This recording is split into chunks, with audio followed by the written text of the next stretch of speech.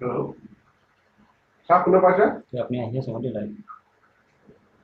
আপোনাক co-host কৰি দিম, আপুনি যিকোনো টাইমতে আপুনি আনমিউট কৰিব পাৰে বুলি। লাইভ আহি আছে। ভিডিঅ'টো অন কৰি দিয়ক।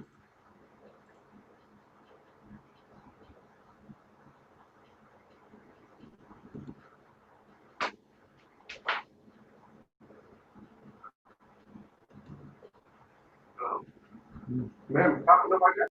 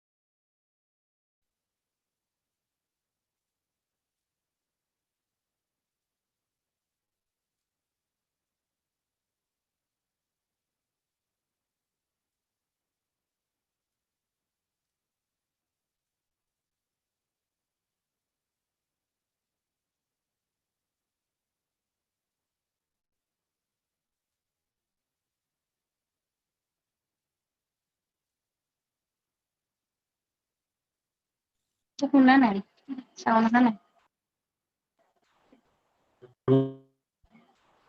নাই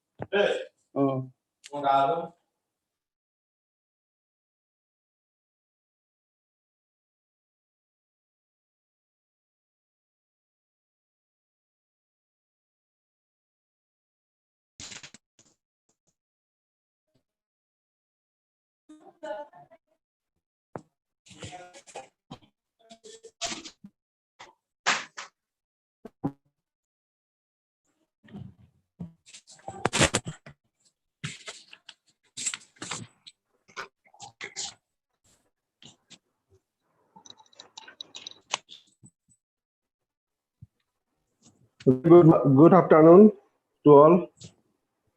We have in some problem because our key resource person joined due to some technical problem. Am I audible? Am I...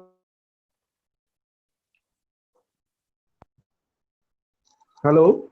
Yes.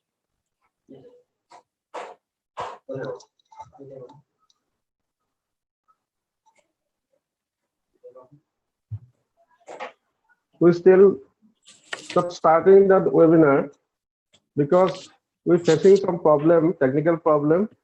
Our key resource person still not joining the session.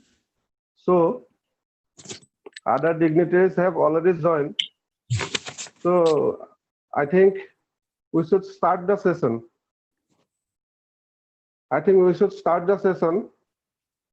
Later on, I hope that our resource person will join.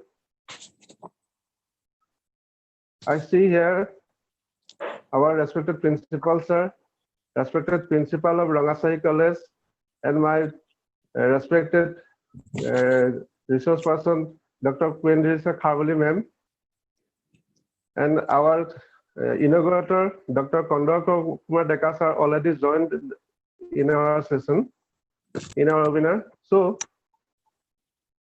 today start the session.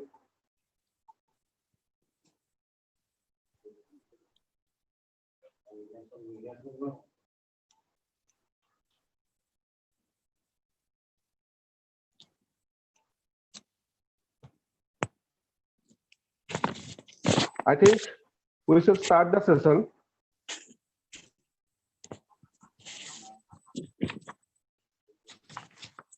Okay. Just a little housekeeping before we get started. Please do not unmute yourself unnecessarily. And if you have any questions during the presentation, please type them into the chat box in your Zoom control panel. We will bring them up to the speakers during the query session at the end. And please do not ask for the feedback link in the chat box. It will be uploaded in the chat box as the vote of thanks will started. We hope your sincere participation in the session. So welcome everyone and good afternoon to all. It is my great pleasure and honor to welcome you all to our today's international webinar on impact of COVID-19 on higher education, its challenges and opportunities. It is organized by IQAC Majuli College in collaboration with Rangachahi College, Majuli, Assam. Today is a remarkable day for the both colleges for organizing such an important international webinar for the first time. On behalf of the organizing committee, myself, Anup Kumar Bora, Assistant Professor and Joint Convener of the webinar in the Department of Political Science, Majuli College, offer all of you my heartiest welcome. Today, we have felt honored to have us Dr. Kandarpa Deka sir, former Vice Chancellor of Dibrugarh University and Mahapurush Srimanta Sankaradeva Viswavidyalaya as the inaugurator of today's webinar. Sir has a good relation with us and he visited our college as Vice Chancellor of Dibrugarh University. We have with us Professor Dr. M. Satish Kumar from Queen's University, Belfast, Northern Ireland, United Kingdom, as our key resource person. Sir also have a good academic and professional relation with our island Majuli. He has completed a couple of projects and written many articles on Majuli. Also, we have with us our most respectable teacher, our friend, philosopher and guide, Dr. Mrs. Quendarisa Kharbuli, Madam, Associate Professor of UGC, HRDC, Northeastern Hills University, Shillong, as our another resource person. Before going to formal inauguration, we attempting to welcome you all to our Majuli by performing a Borgit by one of our beloved students, Miss Sayanika Bora. It is our tradition to welcome the guest in any occasion by the product of recessed Satriya culture of Majuli by appraising Mahapurush Sankaradeva and Madhavdev. As per agenda, now I request Miss Sayanika Bora to perform the song.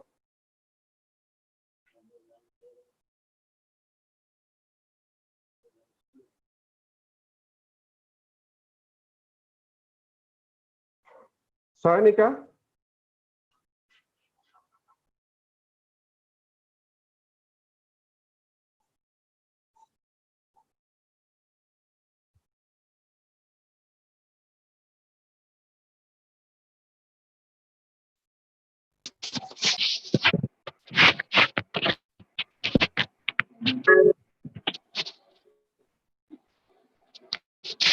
Sayanika, you are requested to perform the song.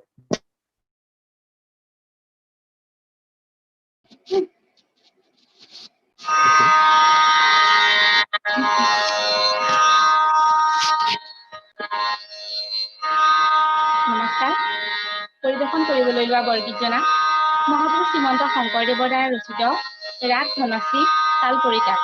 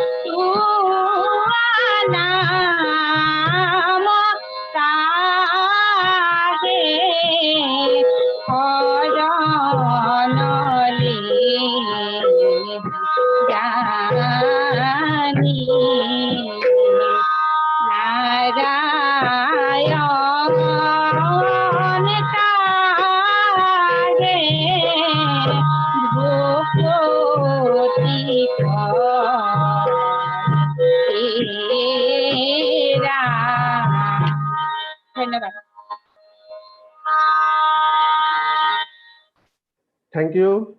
Thank you, Sayanika. Thank you, sir. Thank you for your performance. We wish you a bright future. Now, I request our principal, Dr. Arup Kumar Bora, Majuli College, to deliver welcome address within a few minutes. Namaskar. A very good afternoon, everyone. On behalf of Majuli College, as a principal and advisor of organizing committee of this webinar, I extend a very warm welcome to all of you present here. It gives me an immense pleasure to extend a hearty welcome to our chief guest, Honorable Professor Dr. Kandarpa Deka sir, former Vice Chancellor of Dibrugarh University, and Mahapurush Srimanta Sankaradeva Viswavidyalaya, Assam, who has very kindly consented to be our chief guest of this international webinar. Secondly, a warm welcome to our respected research persons, Dr. M. Satish Kumar, sir, Queen's University, Belfast of United Kingdom, and Dr. Quendarisa Kharbuli, Madam, Associate Professor, UGC, SRDC, Northeastern Hill University of Shillong. And I most welcome to the respected faculty members, research persons, research scholars, students of different corner for joining in the webinar organized by IQAC Majuli College and in collaboration with Rangachahi College, Majuli, Assam.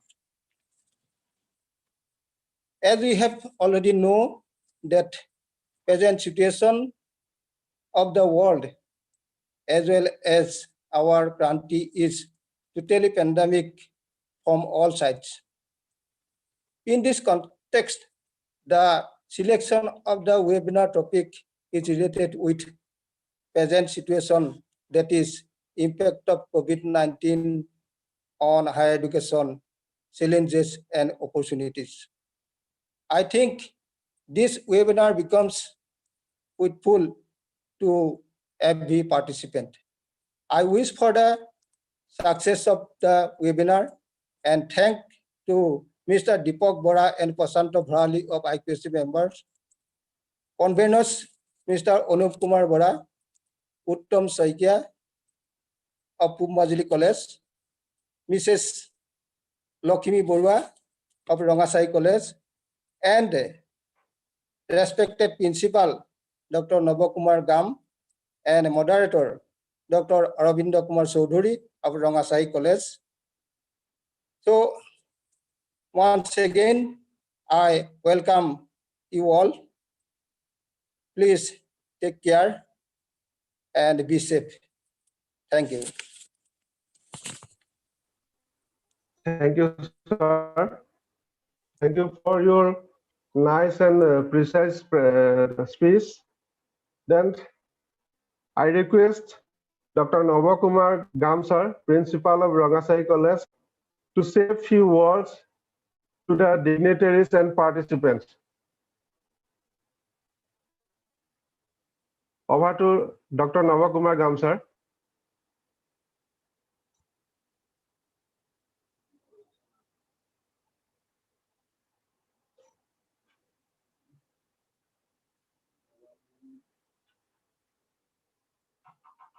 Dr. Navakumar Gam, sir, are you here?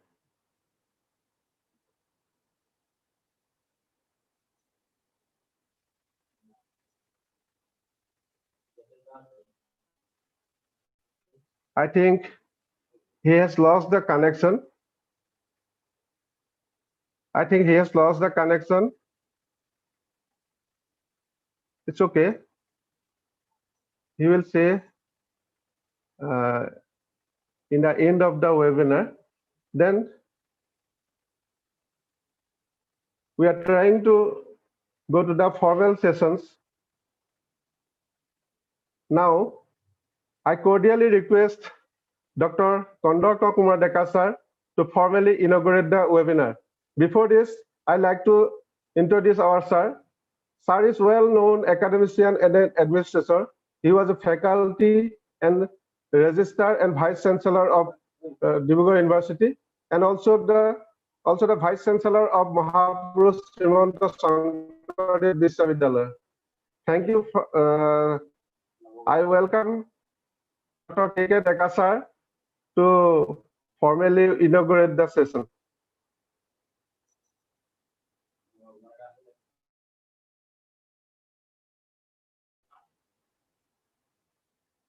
Sir, mute has any.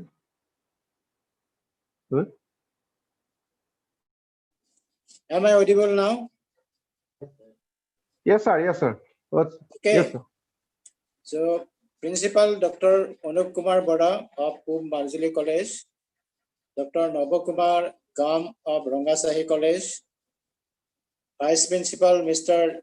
Deepak Bora of Majuli College, Key Speaker Dr. M. Satish Kumar of Queen's University, Belfast, UK, Research Persons Dr. Quendarisa Kharbuli of Nehu, Shillong, members and conveners of the IQAC, Majuli College, Moderator Dr. A.K. Chaudhuri, esteemed participants of the international webinar, Namaskar to you all. Good afternoon. Infection of coronavirus, technically known as COVID-19, which was first reported from China in the month of November 2019, quickly spread over to 185 countries of the world by the end of March 2020, assuming a pandemic stressor. Of late, COVID-19 has spread to more than 190 countries and all continents of the globe. It has been termed as the biggest public health hazard in the history of mankind. Till yesterday, about 28 million people around the world has suffered from COVID-19, and more than 9 lakh people have lost their lives.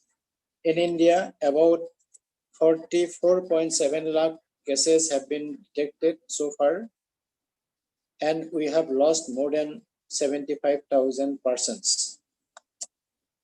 To suppress community transmission of COVID-19, medical advices were offered to strictly follow social or physical distancing, isolation, and use of masks by every person. Along with the other measures, governments in most of the countries which got affected by COVID-19 ordered lockdown for specific or indefinite period. As a consequence, social life got significantly disrupted.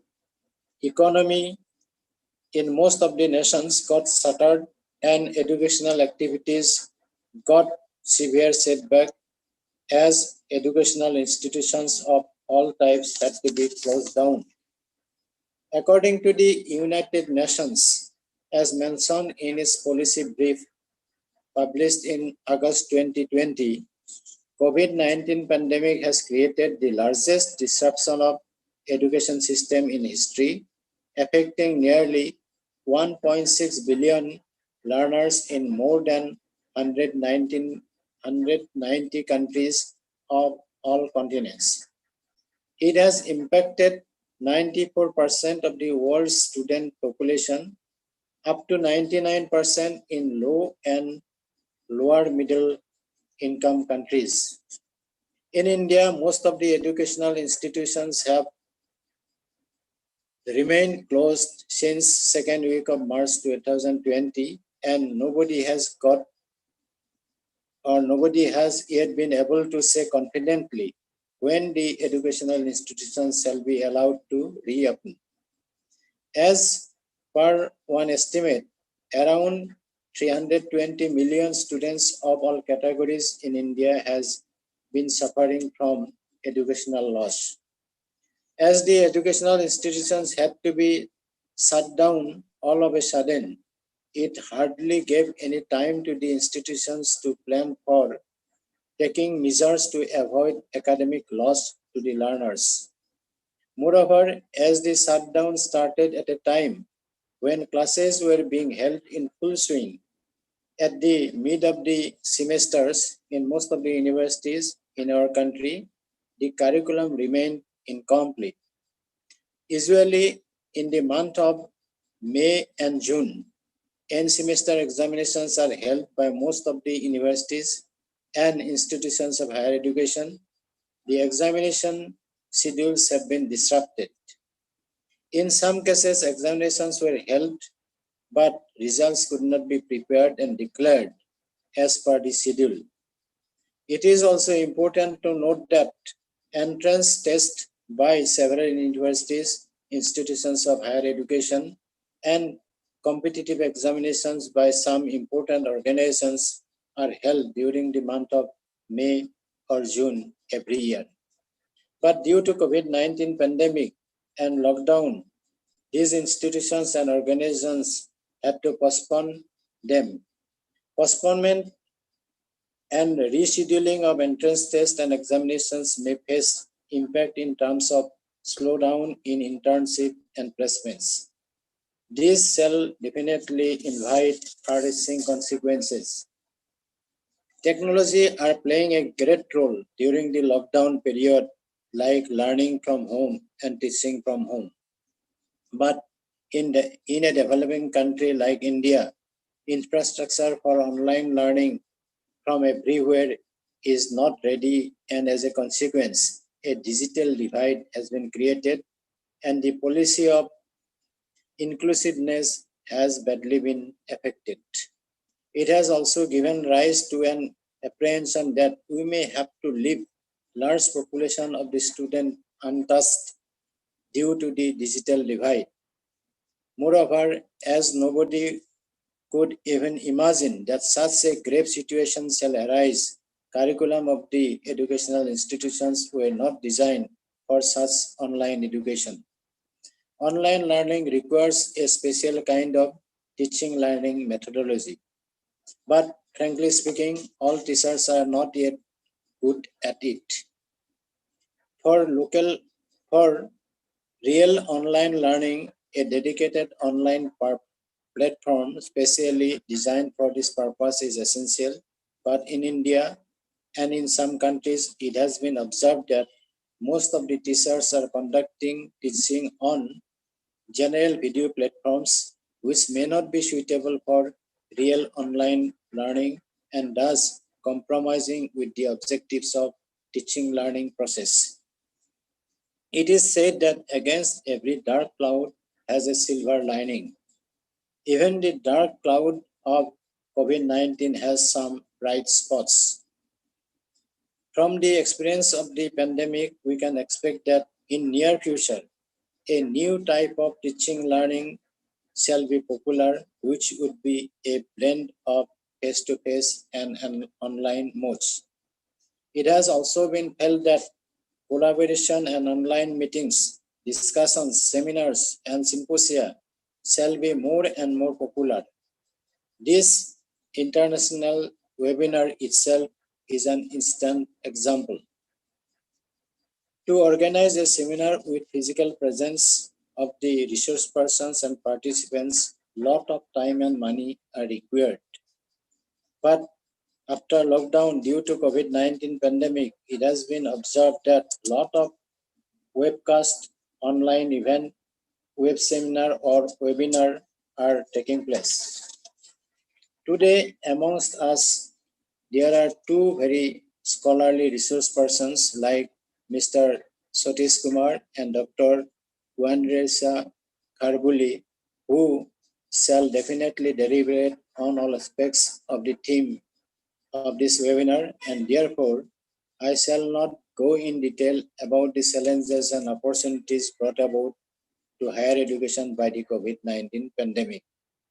But before I conclude, I must express my sincere congratulations to the Principal of Majuli College, Dr. Bora, and Principal of Rangachahi College, Dr. Kam, the conveners and members of the IQAC Majuli College for organizing this international seminar webinar on a very relevant and important topic. I wish the webinar shall be a grand success and the participants shall be immensely benefited from the deliberations of the resource persons. I now declare that the international webinar on impact of COVID-19 on higher education, challenges and opportunities is inaugurated. Thanks to all. Namaskar. Thank you very much, sir, for your nice and lucid inaugural speech. Thank you again for your enlightening and entertaining inaugural speech in a right way regarding the impact of COVID-19 on higher education and challenges and opportunities. I have a small token of our appreciation here for you. Please accept it with our sincere thanks. Now, I request our Honorable Resource Person, Dr. Quendarisa Kharbuli ma'am, to deliver his introductory speech on the main topic. Now, before start the session, I like to introduce ma'am. I like to introduce ma'am with small lines. Dr. Quendarisa Kharbuli the Associate Professor at UGC HRDC of Northeastern Hill University, Shillong, Meghalaya. She is having 23 years of experience, which includes teaching for the undergraduate programs in zoology, MTech program in nanotechnology, in the paper environmental nanotechnology and nanobiotechnology, training for in-service teachers, librarian, physical educator, research scholar, academic administrator of higher education. She has trained more than 1,544 participants in the past 11 years from the country in 4-week orientation program, 3-week refresher course and summer school, winter school, short-term courses in research methodology, SPSS, MOOCs, among others, and workshop. She is given lecture on topic related to administration of higher education. She has trained. She has given lectures on topic related to professional development, gender, research methodology, SPSS, MOOCs, etc., and published paper in the field and teaching, teacher training. She has also engaged herself in online teaching through Moodle Cloud on SPSS environment and concept of measurement for PhD scholar of the Department of Sociology as part of their coursework. Dr. Quendarisa Kharbuli, MSc and PhD in zoology. Then I request our respected ma'am to start the session.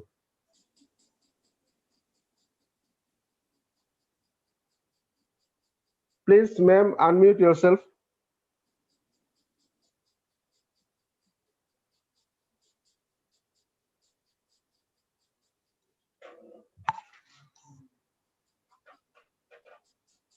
You are not audible, ma'am.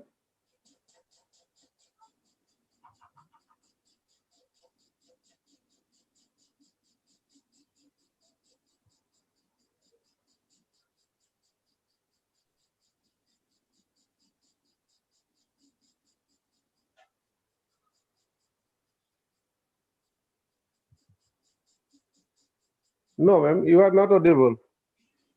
Please unmute yourself in the left corner of your screen.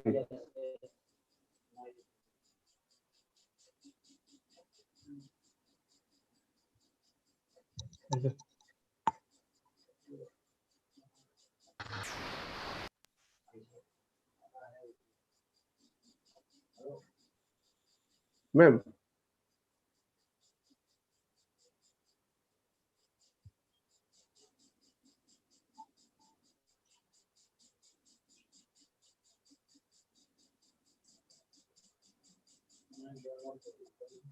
You are not audible. Please unplug the cable and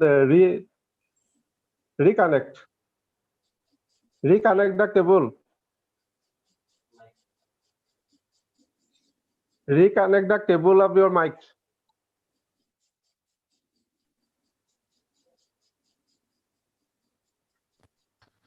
Can you hear me now? Yes, yes, yes. You are audible. You can hear me, no? Yeah. Sorry for the disruption. Okay. Thank you so much, Anup, for your kind words that you have for me. Before I begin my talk, I would like to express my sincere gratitude and thankfulness to our respected principal of Majuli College, Dr. Arup Kumar Bora, respected principal of Rangachahi College, Dr. Nava Kumar Gam, Professor Deka, the Honorable former Vice Chancellor of Dibrugarh University, the Honorable key speaker of this international webinar, Dr. M. Satish Kumar, and my esteemed friends and members of the organizing committee. Thank you so much for having faith and confidence in me. when you had first requested me to speak on the theme for this international webinar on impact of COVID-19 on higher education, I could feel the chill running my spine because taking into account the responsibility that we have been shouldering for the past 11 years in training our teachers in the entire country, I had to reflect back and see whether we have been able to meet up the goals that have been put in our guidelines by UGC to promote our teachers, especially in information and communication technology. But seeing the manner in which our esteemed participants, that is Anup Bora, Uttam Saikya, then a very good friend of mine, where have I think the IQAC thing, director.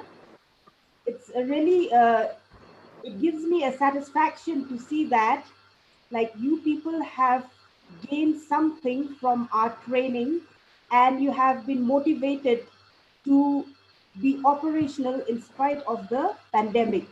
So it really gives us, you know, this motivation and that satisfaction to see you all organizing this webinar.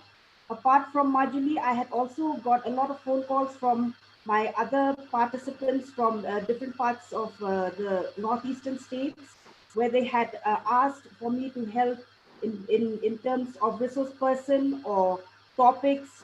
So our teachers have been really active during this pandemic.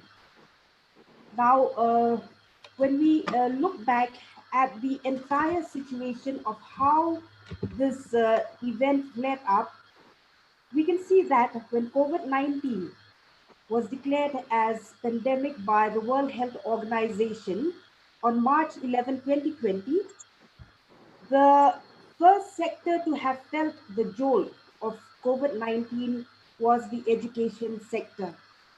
And the arrival of this outbreak was really unexpected, and it was fast as well as furious, forcing the entire members of the educational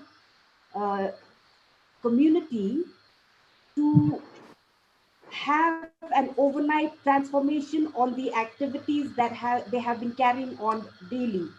So this really is a jolt to our teachers of the country as well as to the students. It was felt by everybody. Every member of the higher education has felt it, be it the student, the teachers, the researchers, academic administrators, and others. So it all started with the closing down of campuses. Then it was followed by the national lockdown, and finally the social distancing. Now we see that these impositions are highly indispensable as a requirement to contain the magnitude of the disastrous effect that this tiny virus has on the human population. But these impositions in these past 6 months have really disrupted the activities of higher education because they work in opposition to what our institutions are. We are all aware that our institution is traditional, and these institutions have been designed to bring together the students, teachers, researchers, and all involved in the higher education at close proximity. But sad to say that COVID-19 has really disrupted and broke down all these activities that are associated with higher education. So while I was preparing for this talk, the number of papers that I had surveyed related to the impact of COVID-19 on higher education, I noticed that many papers cutting across all nations in the world are packed only with questions that are surrounding the complexity of this situation. But there are no answers as yet for the many questions that have come up to the minds of the researchers during this pandemic. And we are yet to receive the answers that surrounds to the questions that have been posed in the entire pandemic. So we have seen that in the initial stages of the pandemic, there was a cascade of challenges imposed on our teachers, especially. Again, deficiencies, when you look from the views, the points of the students, as well as the administration. So, these cascade of challenges were building over the months, and it appeared like the entire education system was going to melt down. 6 months have passed.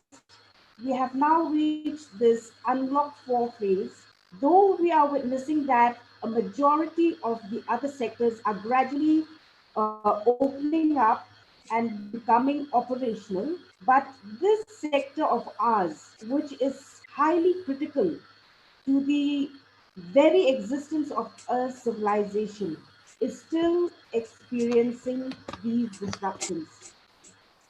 So this theme of the international webinar talks about the challenges and opportunities. So let us just have a little look on the challenges that the entire community of teaching and learning has been facing in these past 6 months. Now, in response to the COVID-19 teaching learning fraternity, one thing that we have experienced is that there was a massive compulsion. And this massive compulsion is we had to compel ourselves to bring about a transition from an in-person interaction to a virtual interaction, which in this country we have really not been doing, so to say. And the daunting task has demanded the creation of online learning capacity, that too without any advanced preparedness. Now, if we look at the number of key factors that could act as mediators related to the teaching, this teaching related shocks that have been created or induced by COVID-19, there would be a number of, these mitigating or the mediator that would come in between. But I have chosen only 2 factors, which of course have been already mentioned by our Honorable Vice Chancellor, Dr. K.K. Deka. But I would like to speak about these 2 factors from the perspective of teacher training and training in higher education as a whole. So one of the factors that has really been felt by this shock induced by COVID-19 is the digital divide, which we have spoken about. So when we speak about digital divide, we have heard Professor Kandarpa saying that the gap between the privileged and the less privileged in accessing the digital technologies. Because if I give you a few of the experiences that I had as a trainer for the teachers in higher education, I can still remember that from the start of our responsibility, that was way back in 2009, we have always included information and communication technology in all our programs so that our teachers would be promoted in handling and equipping themselves with the information communication technology know-how. In the earlier years, I can still remember a majority of a participant would, be very downhearted whenever we tried to push them or encourage them to do some hands-on session, and we would take them to the National Informatics Center, which is here in Shillong, to do some practice session on this part of the curriculum. But majority of them would always comment that these things are not suitable in the academic, and especially for a region like the Northeast India. It poses a lot of problem because of this digital divide. But as the years passed on, when we conducted a very small research to find out like how teachers are able to carry out research programs in the institution related to the infrastructure that the institution would offer. So we have seen that majority of the teachers would express that they do have facilities, but these facilities are limited. But we could see that the introduction of the internet in the campuses grew over the years. So this is at least one of the positive, initiative. If you talk about the institutions in the Northeast having connectivity in campus itself, because internet is one of the major factor for communication, especially in higher education. But again, when we talk about the shock induced by COVID-19, internet is not the only source of vector that we would require to complete this entire package of online teaching. So as Sir has mentioned, there are so many other baggages that are attached to this entire online education. So how far have the administration in every institution tried to work out in this direction to advance or progress and aid as a support to the academia as a whole? That means the teachers as well as the students as well as the academic administrators. So as I've told you earlier, that many of the papers that I have gone through, in these papers there are simply questions after questions related to this entire situation. So answers are still yet to be received as to whether institution will be able to better itself as a result of COVID-19.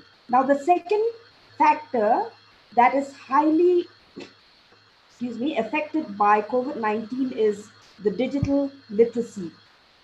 Now, digital literacy again will show some degree of variation if we compare amongst the teaching community or amongst the students, because this particular term is associated with how much an individual have the capacity, the knowledge, the motivation, which is very important, and competence to access, process, engage, and understand the information needed to obtain the benefits from the use of digital technologies.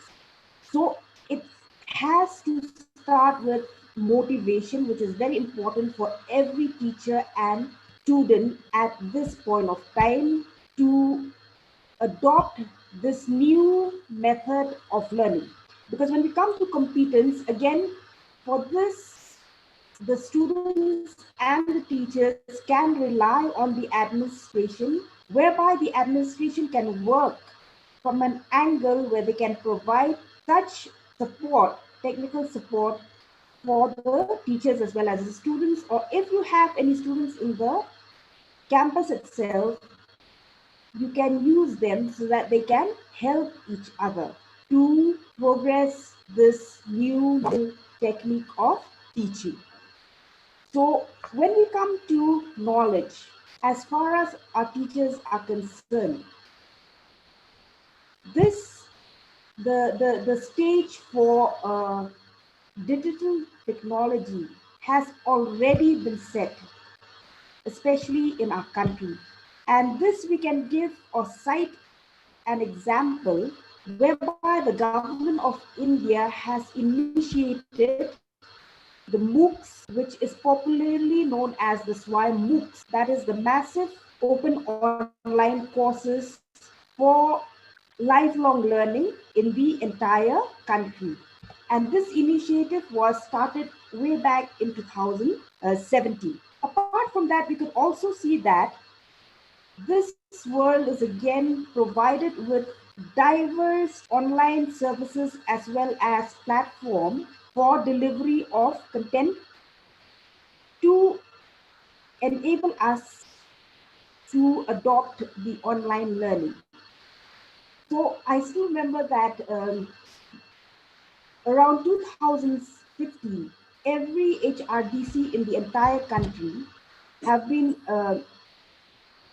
pushed into attending the workshop that is related to MOOCs.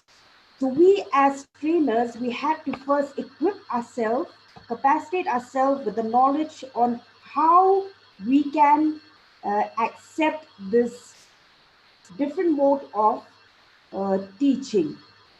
So after 2015, where I had attended a workshop, in that very year itself, we introduced this new information to the participants who attended the courses at HRDC Nehu. But after 2017, notifications after notifications have been coming from the University Grants Commission to conduct short-term courses and to include MOOCs in every program in our training center every year. So that's why when I told you that I got a chill on my spine when I saw this theme, that is impact of COVID-19 on higher education, because it made me reflect back whether we were able to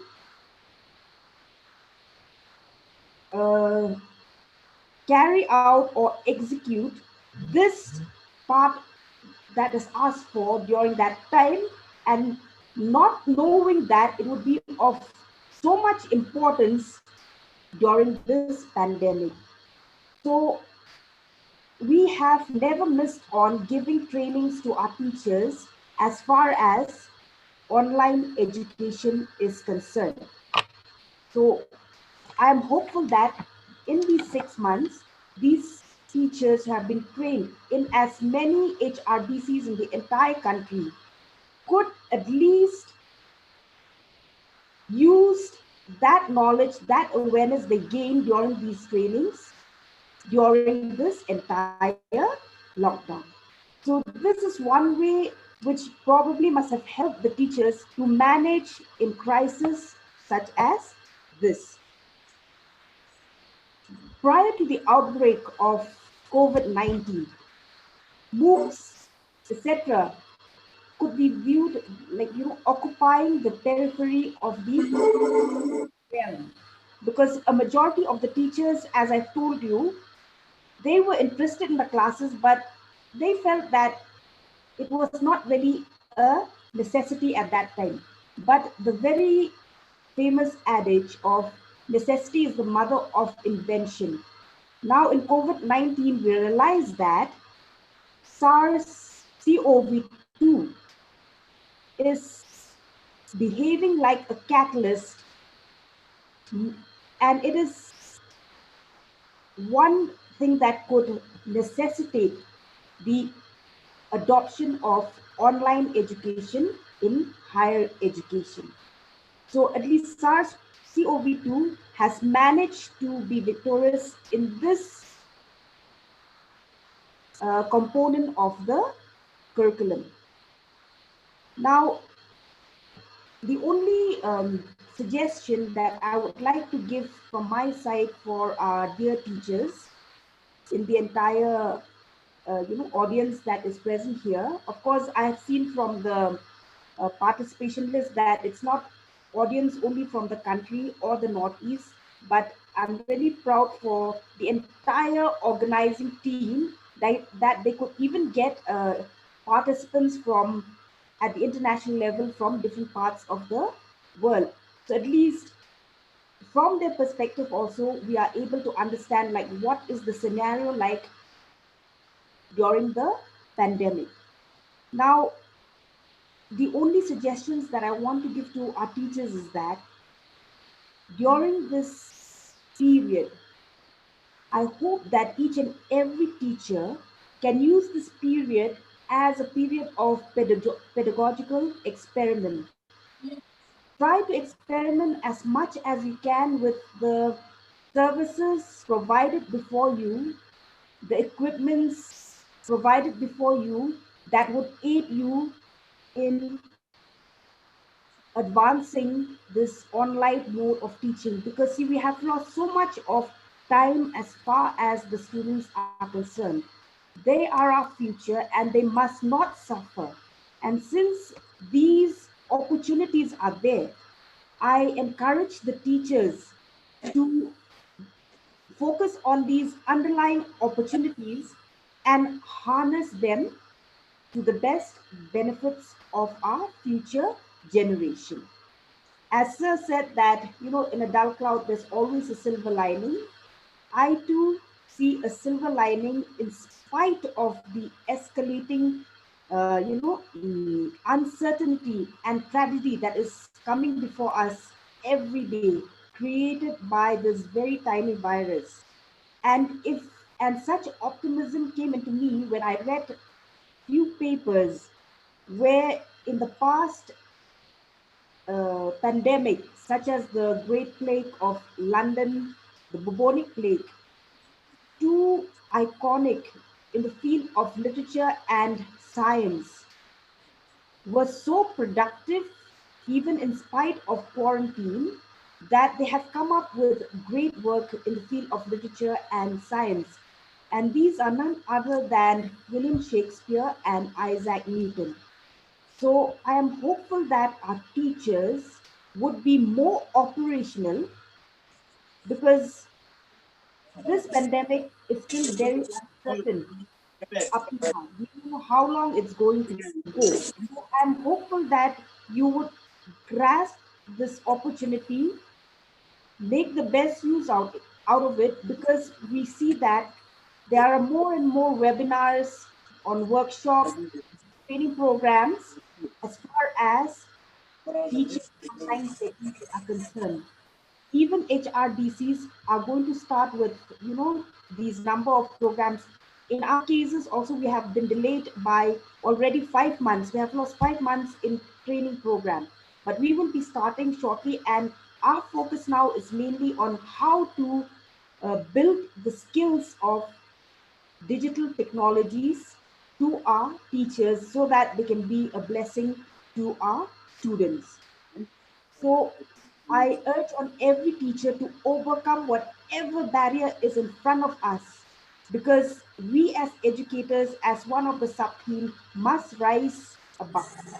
So we have to urge ourselves to overcome all barriers and make ourselves operational so that we can sustain the quality of higher education in the country. And I am very fortunate to be sharing this platform with a renowned speaker, Dr. M. Satish Kumar. And I am hopeful that Sir would give even more valuable suggestions to all of us, considering his years of experience in academic and moreover his close association with Majuli. So we look forward, Sir, to your lecture and deliberation. And once again, I would thank the entire team of Majuli College and Rangachahi College for giving me this opportunity to share my experiences with all of you. And we will work together to promote education in this entire world so that the future generation will not suffer. Thank you. Thank you, madam. Thank you for your nice and thought-provoking presentation. I hope all the participants have enjoyed your session. And I request the participants are asked to not asked to the question and request to put their queries in the chat box. We will put them to the speaker in the query session. Thank you, madam. And now I request and invite our key resource person, Dr. M. Satish Kumar from Queen's University, Belfast, United Kingdom. Sir, good afternoon, sir. Good afternoon. Okay. Now, before you start the session, I'd like to introduce with a few lines to our participants. Dear participants, our key resource person, Dr. M. Satish Kumar, is a leading international expert on the colonial and post-colonial studies focused on South Asia, covering many areas across social sciences and humanities. He is heavily engaged in the key issues of international development and the ramifications across urban and rural contexts. In particular, challenges of heritage management in the context of rapid urbanization are a current area of research.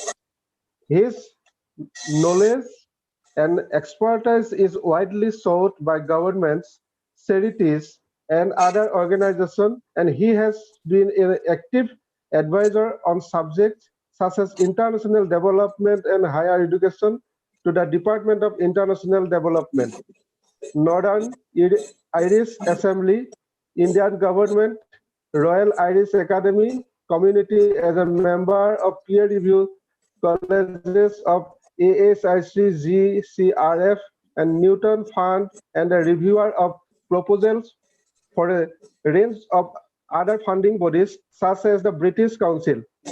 He has also had a number of visiting professorships, including most recently in Jawaharlal Nehru University, New Delhi, and currently in the University of Calcutta. Now, Kolkata. Dr. Kumar's valued contribution to the international research and teaching have been recognized through a number of awards. For example, such as Bhuvigyan, Art Scientist by National Leadership Award by the Bhairon Singh Shekhawat, Vice President of India, for contribution to population, environment, and development studies, India in 2002. And Queen's University Teaching Award got in 2014 and as nominated by the student out of 1175 academic stars. Also, Sir have a great experience, and Sir has a great performance. Sir has completed various research projects and achieved research award. And Sir has a good relation with academic and professional relationships with our largest river island, Majuli. And Sir has completed various projects, cultural heritage, migration and Indian diaspora, and role of heritage in zero carbon footprint, Majuli. And Sir has completed various projects and various papers, written various papers and articles on Majuli. And so, we feel immense pleasure to have with us. अच्छा, वो तो बाद में मेरा जब आएगा.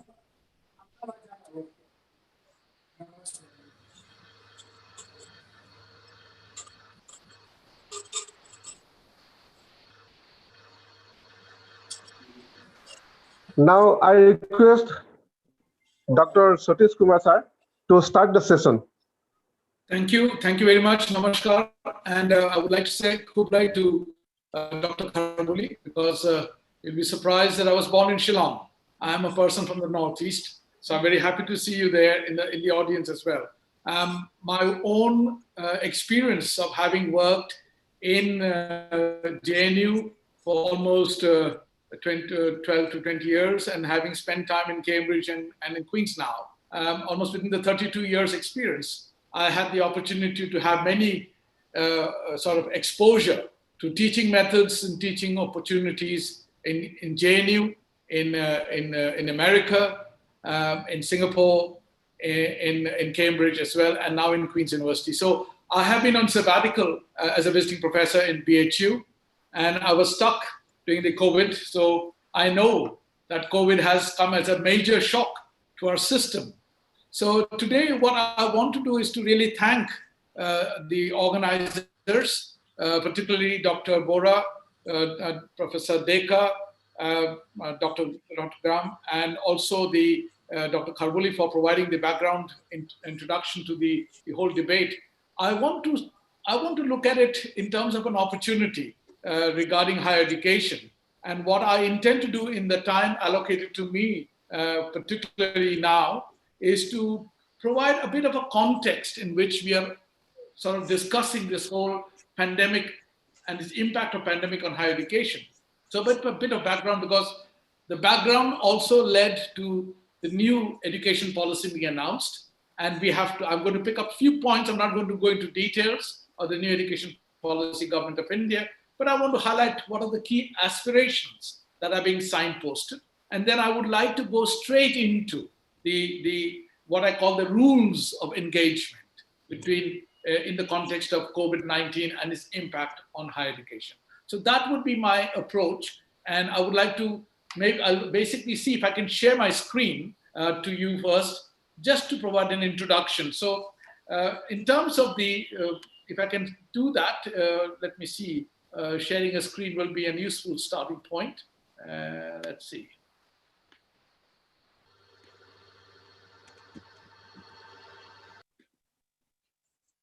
Is that visible for you? Is that okay? Yes, sir. Yeah, it okay. is visible. It's visible. Thank you very much. So looking at the impact, so as I said, if you look at the higher education map, I just wanted to consider how this map may not be very clearly visible, but having mapped the universities, there are a lot of new additions to universities, central universities, state universities, etc., etc. We have a huge challenge. How do we provide educational opportunities to all the youth, all the students, and also not to forget, there is a need for adult literacy as much as everything else. Sometimes we forget that there is an adult population which is also quite desirous of having education. I don't want to go into too much details there, but by 2020, India will have the largest tertiary age population in the world. We know 2020, we were expecting the largest largest accession of youthful population into the tertiary education stage. But we have the COVID. The COVID is coming in 2020. We didn't come in 2025. So today, we have to understand that the biggest challenge is how to provide opportunities for these potential graduates as we move forward into the global economy. So if you look at the higher education overview, Indian higher education market, there's what, $70 billion US. That is the estimation. It is worth $70 billion US. It's the third largest in the world, next to US and China. 42 universities, central universities, become 54 now in the last couple of years. So if you look at it, all these numbers are expanding. I'm not going to go into the details. So we have the state universities, the central universities, you have state private universities, you have private universities, you have the IITs, IIMs, JNU, IISc, all ranked according to the different categories. And then you have the Open University, IGNOU, which is one of the largest open universities in the world with 3.5 million students. And I want to give you this context in which we are going to be operating. Okay. So if you really look at the growth of higher education, again, as I said, across the states, if you look at Assam, northeastern states, if you look at Assam, and this is to 2013, the latest information available from UGC is till 2014. So there is a time lag between the data becoming available and then trying to map this out. But generally speaking, if you look at the larger states, Rajasthan, Tamil Nadu, if you look at the big spikes, Uttar Pradesh, Karnataka, Maharashtra, Gujarat, and Andhra Pradesh, southern states have huge number of universities, gone up quite significantly. But you also have other states where the changes are much lower, okay? So again,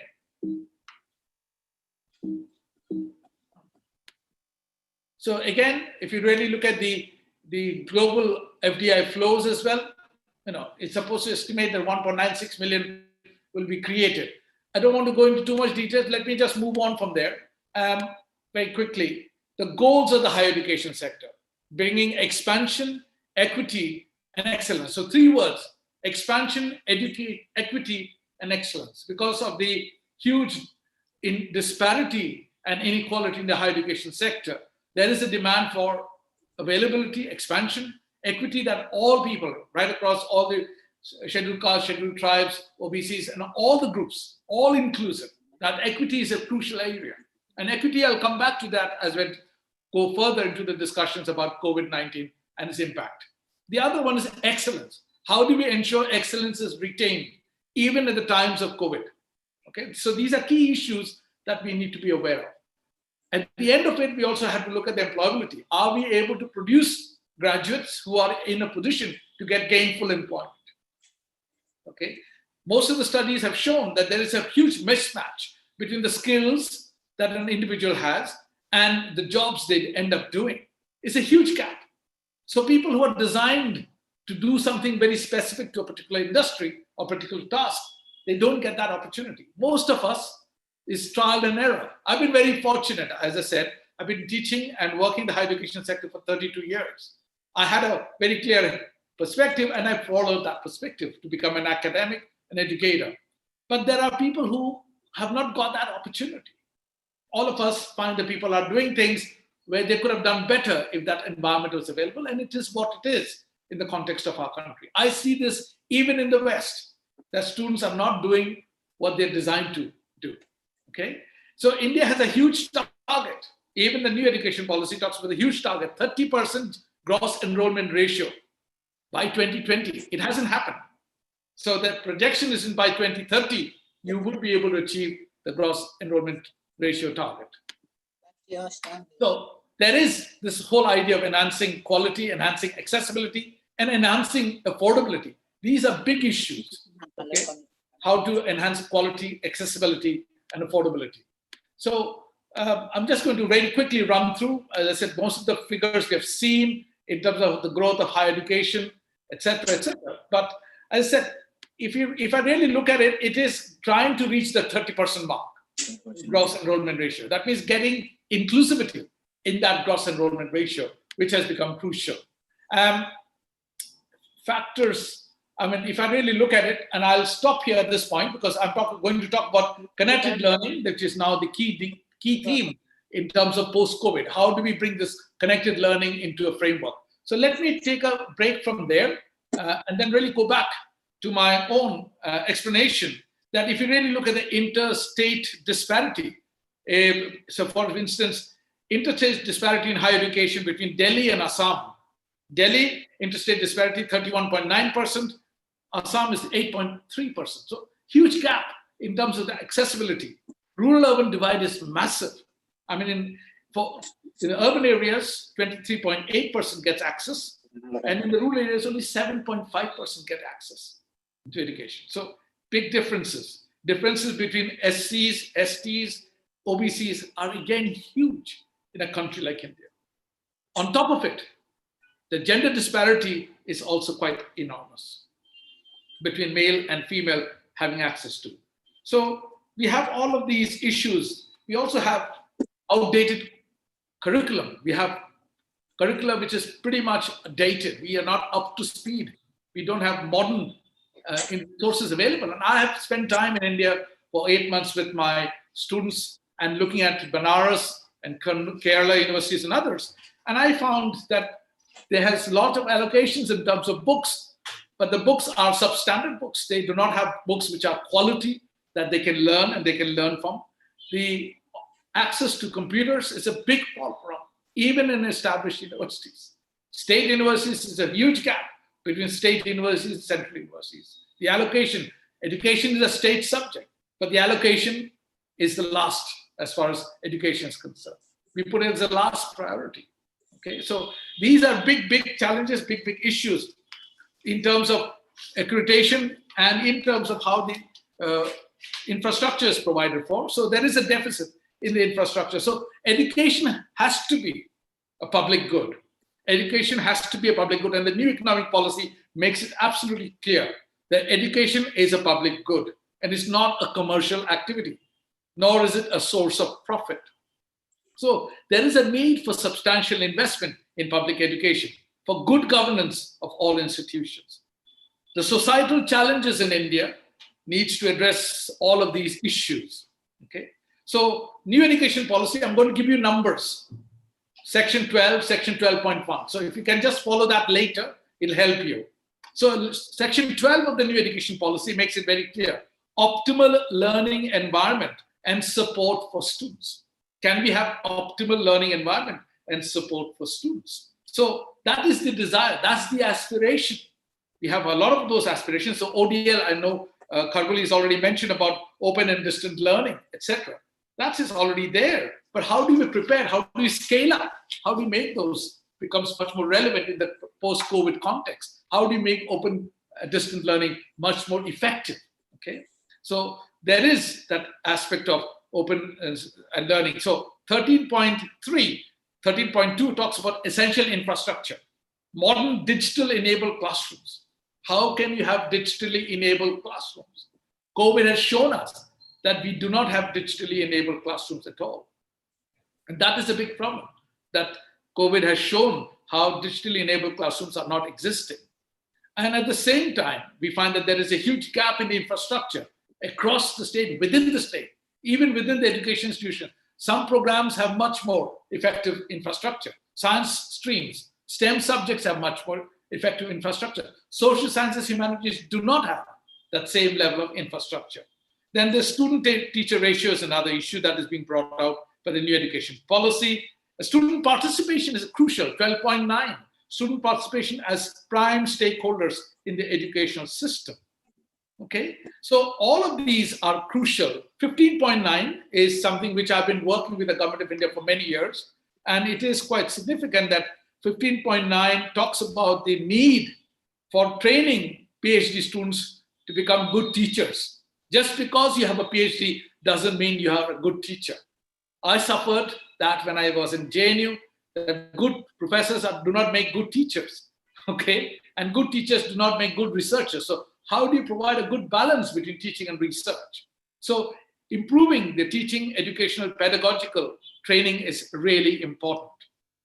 So having said this, in terms of the COVID-19 and understanding how COVID-19, so I'm going to talk about certain rules. How do we support online teaching in the higher education sector? So all of us, and I'm sure all of my audience who are here, before COVID, when we are sitting in selection committees, when we are sitting in hiring people, okay, and I have been in that position, I can tell you that when we see a CV for someone with a first-class BSc in say zoology, because Kharbuli is sitting in front of me, or in zoology, or in economics from a central university, and someone with the same first-class degree from an open university, the chances are 99.9% chances the job goes to a person from an established university, not from an open university.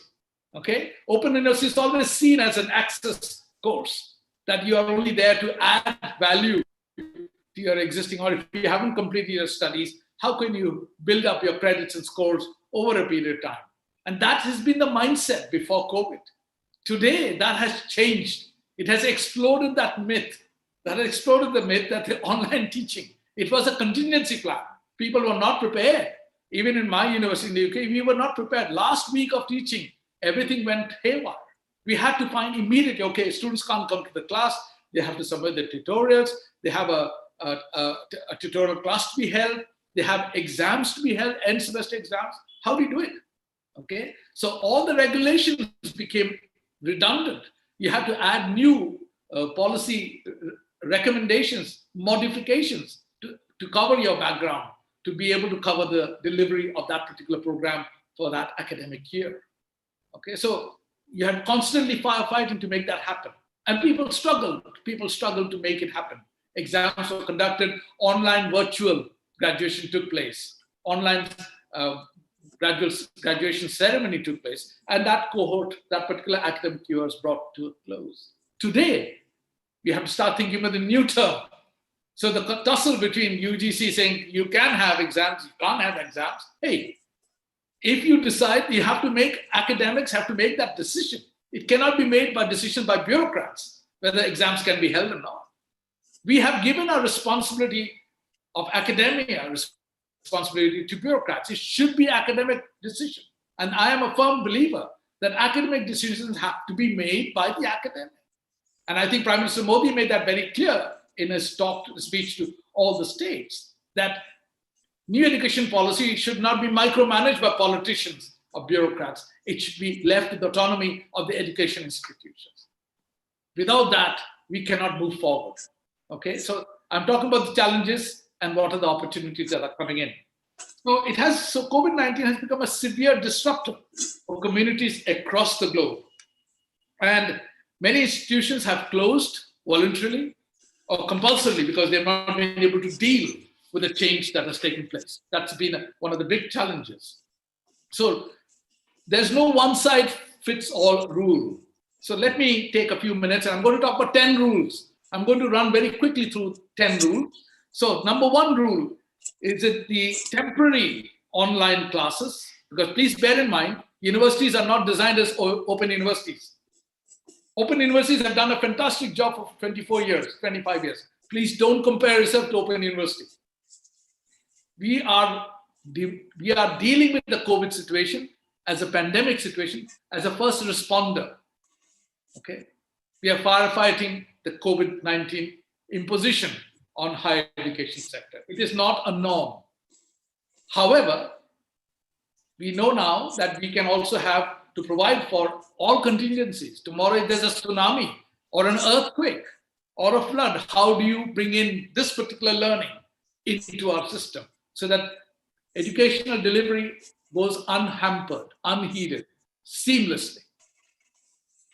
Okay, so as I said, the temporary online is not the same as emergency remote teaching or a specialized online course. So temporary pivot it has to be selective in what it incorporates from both the emergency teaching and specialized online teaching. So there's a fundamental and important distinction made between what we consider traditional online teaching and emergency online teaching. We haven't got our head around it.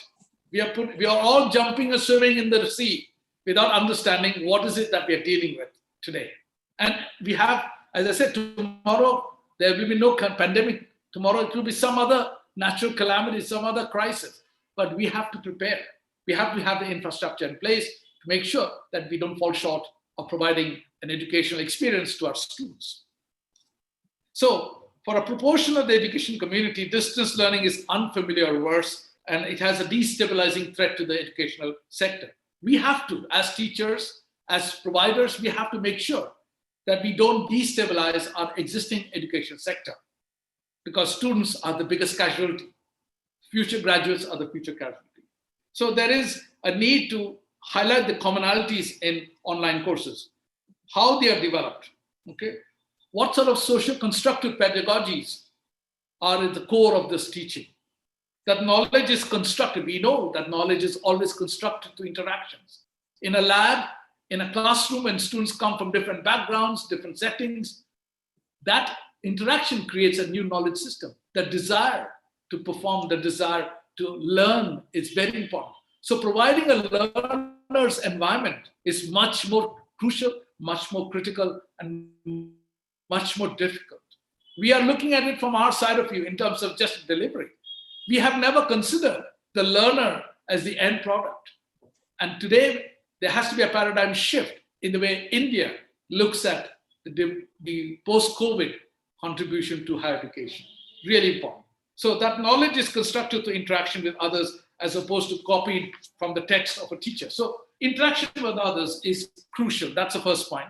So distance has its positive principles also. So when you provide online teaching, it has its positive principles as well. It's not a dentist. Sir, your screen is not moving now. Yeah, my screen is not moving. I'm not using my PowerPoint. Okay. It's okay, sir. Is that okay? So this important thing to understand is that there is a strong focus how the online classes, how the online culture of delivering lectures, of making assessments, of getting students to interact, how that is going to change, how will you help you? How can you maintain high academic standards? How to widen the access to education, to a more heterogeneous studentship? These are crucial questions. So many on-campus higher education sectors have shared certain common principles. So I would like to look at it that, in terms of common principles, we are able to design programs which are bottom up and able to bring all of them together. So distinction has to be made between immediate reaction to the COVID-19 disruption, described as remote teaching, remote online teaching, and the long-term, but also crucial, as I said, long-term crucial, but still temporary plans to continue teaching online. So there are these practical issues that we need to look at. What are the sort of contingency plans that we need to have in terms of emergency remote teaching? How to balance workload and pedagogy? How to balance workload, pedagogy, and practicalities until life can return to normal. The second rule is about asynchronous content. You have synchronicity. That means you are giving lectures and people are able to see you in the class as we speak. So that is synchronous. Asynchronous lecturing is where you have a pre-recorded lecture that you're delivering online and students are able to listen to the lecture and come into the class with a certain set of questions, and then there's a sort of a discussion, debate around it. So those are two models that we have today. So, both of them, interaction is necessary. Interaction is necessary. The content is recorded and is provided asynchronously and will allow students to engage with their studies flexibly. So online teaching provides a sense of flexibility for students, and also particularly for the students, but also for the teachers as well. So there's a problem here that one has to be always aware of. And I think the chief guest, Professor Deka, had mentioned that there's a huge digital divide that exists in our country. Now, it is not just in our country, my dear friends. I've spent time in South Africa. It is the same in the poorer countries. You'll be surprised that digital divide exists even in the most developed world, like the United Kingdom. Okay, so let me give you some figures of the digital divide, and I need you to have that perspective in your mind. At least a third of the world's school children, which works to about 463 million, could not access remote learning once the schools closed down. In India, at least 1.5 million schools are closed because of pandemic, affecting 286 million students from pre-primary to secondary levels, of which 49% are girls. So girl students have less access to the digital platforms than male students. Okay, that's a broad spend I'm making. So around 24% of the households in India, 24% of the households in India have access to the internet. The rest do not have access to the internet. So you're dealing with a household population, only 24% have access to internet. So when I was looking at children, my own nephews and nieces trying to struggle to get the bandwidth access to an internet, okay? When they went to their granny's house, they couldn't get access to the internet, okay? So they have to use their phone to be able to communicate, to be able to engage in a classroom activity at the school level. When I was in Majuli, since 2017, I've been going to Majuli, I know the challenges of the bandwidth. Nightmare. Sometimes I have to go to the DC's office to get the connectivity to be able to see my mails. Okay, so these are real issues that we have to deal with. And even Dr. Kharbuli raised that issue, and I'm grateful because, as I said, there are no easy solutions. However, we have to do the best with what we have and try and see how we can provide equal opportunities to all. It is therefore imperative to have flexibility built into your programs, okay? And we will, as I said, we will have to move forward with that flexibility. So in a sense, studentship that is best supported by recognizing diverse learning needs. Each of the students have different learning needs, okay? And we have to make sure that we don't standardize learning needs as one. Everyone has their own ways of learning. Each one of us have acquired a different way of learning. And we have to be mindful of that as teachers corresponding, interacting with our students. Recognizing the diversity of learning needs is crucial and is best supported with multiple opportunities and methods of engagement. Online platforms provide the online teaching provides the opportunity in this regard. So this, for instance, I'll give you an example. If you are used to giving 1 hour lecture in a classroom, traditional classroom, online classes, that same 1 hour lecture it's a huge problem. And blended learning, connected learning suggests that perhaps you may break it up into 15 minutes, 15 minutes lecture, so that students can get a chance to engage with it. Okay, because you have no one-to-one contact, you have no eye-to-eye contact, you cannot see non-verbal responses to your lecture. I sit in a class and I find a student sleeping, or I find a student not being attentive, I'm able to communicate.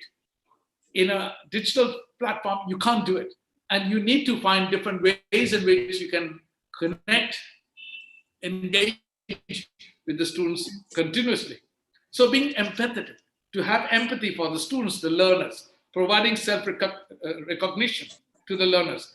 The biggest challenge of online learning is about passive learning, that there's no engagement, there's complete detachment. As a teacher, what can you do to make things become more active rather than passive learning? And higher education will miss that opportunity if you do not bring active learning into the framework. So this, as I said, it's quite important to understand. So how do you provide practically to really think about your program that you're delivering, a course or a module you're delivering? What are the core issues that you want to communicate? What are the backgrounds that you can allow students to read on by themselves with the based with the help from a pre-recorded learning or a video, and then you can have more conversations around it. Okay, so these are different ways to make things. So again, as I said, I'm not going to go to all the 10 different rules, but again, these are issues regarding contact and communication. How do you engage with the students at all levels and all platforms? So very quickly, again, moving on, maintaining an academic community. When you're online, we can't maintain that academic sense of belonging to one class, sense of belonging to one area, one subject, one discipline. So it is a big challenge for the academic who's delivering the lecture, but also for the kids, for the children who are participating in that lecture. So how do you bridge those gaps? How do you provide a framework where relationships are maintained? Okay, as peer groups, the peer pressure, the peer partnership, the peer collaboration between students, but also among colleagues, academics, we all have different ways of cutting cabbage. Okay, I always say this example, because we all know how to cut a cabbage or how to cut a mooli, but everyone has a different way of cutting it. Okay, so here's a great opportunity for for teachers, lecturers, to be able to learn from each other. You know, the more you share that practice, the more enhanced the experience becomes when you are providing a learning environment to the children. So consolidation of course contents is very important. It should not be open-ended defined program structure. Your rationale, your pedagogical rationale should be very clear. Whether it's lecture only, lecture, labs, tutorials, etc. You need to know that beforehand. You cannot devise it as you go along. Your learning outcomes have to be very clearly defined. So these are really, really crucial in terms of how you utilize the digital space. Disruptions. If there is a disruption, how do you deal with it? Okay, how do you deal with students who are not able to engage with it? What sort of signposting do you need to do every time you go onto an online lecture, every time you are engaged in giving lecture? So these issues, motivation, increasing motivation is very important. Lack of social presence also creates a huge problem, such as lack of non-verbal cues, as I mentioned. So, you know, there are students who come from different backgrounds, and again, being mindful how to bring them all together. So communicate with clear expectations and engagement. Post-COVID requires that we communicate with clear expectations and engagements, especially when you're dealing with online. How often, and you have to be very clear with the rules of engagement. How often do you expect students to engage with you? Can you do it all through the night? Do you have a fixed timing for your office hours that students can engage with you? How would you respond to that? The responses have to be calibrated, has to be based on, you know, you cannot ask, a student asks a question in the class and you wait after 3 lectures to give that answer. It doesn't help. You have to be mindful about student losing interest, moving on, with other topics and other themes. So please be attentive as a teacher to the requirements of the student. You need to know the cohort of your students. What sort of students are there? Okay. So students generally tend to be very anxious when they cannot see things face to face, but now modern students, young students, the millennials are only online and they know how to develop. So helping them to independently develop their skills is crucial. Provide students with a clarity about your availability and online. Practical approaches to managing online. So designing appropriate assessment. I want to talk about assessment briefly. Assessment is very important. Feedback is most important. Every program, every module you run needs to be based on assessments and feedback. Sometimes we over-assess students and we don't provide feedback. Sometimes we do too much of feedback, but there's nothing concrete coming out of it. Okay? So feedback has to be considered, feedback has to be genuine. And assessment also has to be realistic. You cannot expect an arm and a leg. So these are considerable evidence to say that it helps to build confidence in the module that you're delivering and the program that you're running. So in all of these, as I said, framing the assessment is most important in terms of engagement and doing something that is done. So every time we say, okay, I've done this before, but yes, you have to be mindful that you have a new batch of students who have a different set of experience and different set of expectations. So whether you're using multiple choice questions, whether you're using open book exams, you have to have different models to run these programs.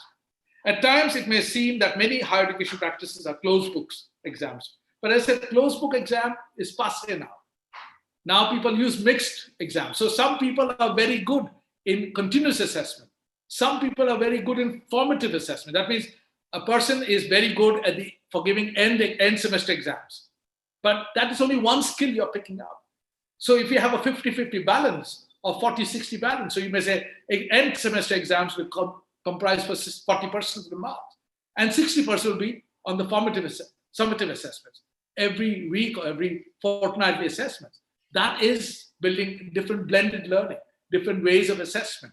And they were helping students to bring forth their traditional skills. You are able to tap into the skill sets of the students themselves. So I think that is absolutely fantastic opportunity that COVID is providing, that we can look at different skill sets and assessing those skill sets more realistically.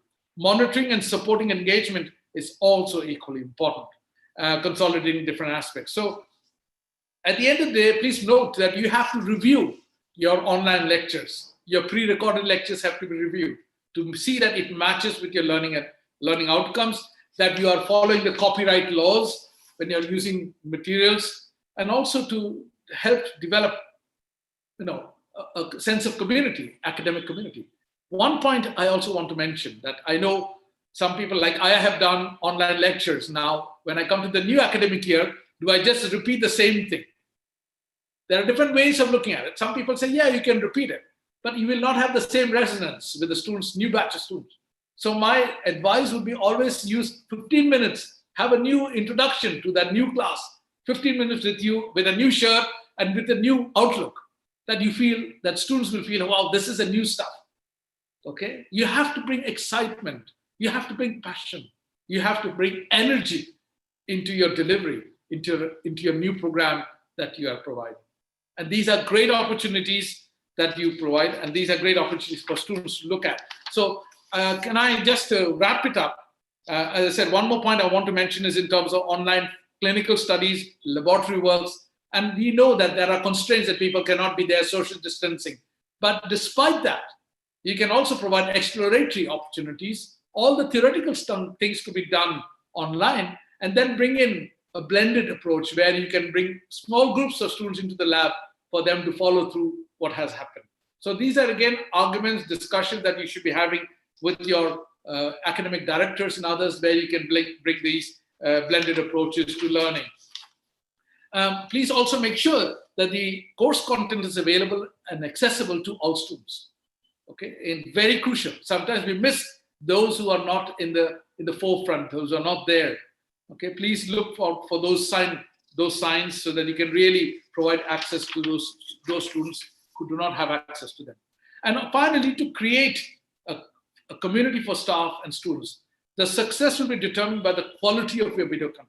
That's normally the understanding. The success of your teaching will be determined by the quality of your video content.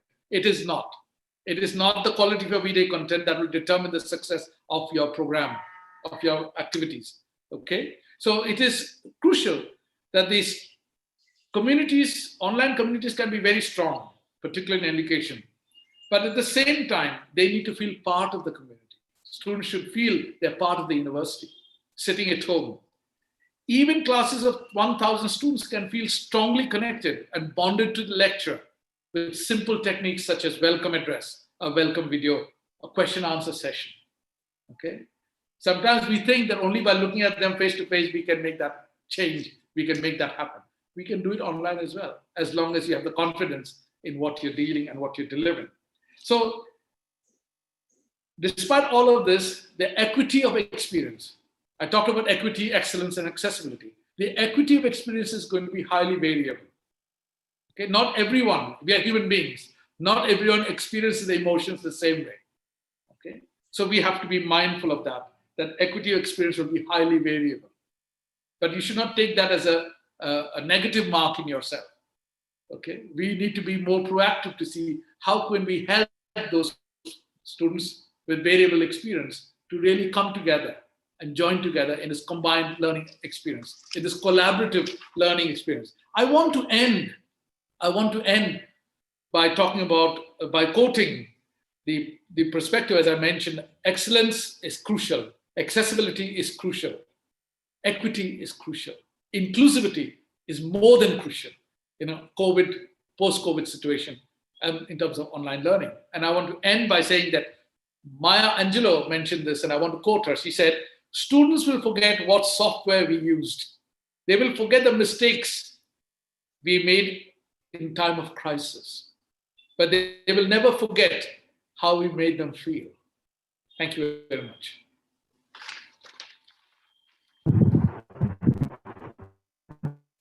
Thank you, sir. Thank you very much. Thank you for your nice and lucid deliberation. Sir has beautifully explained all the information related.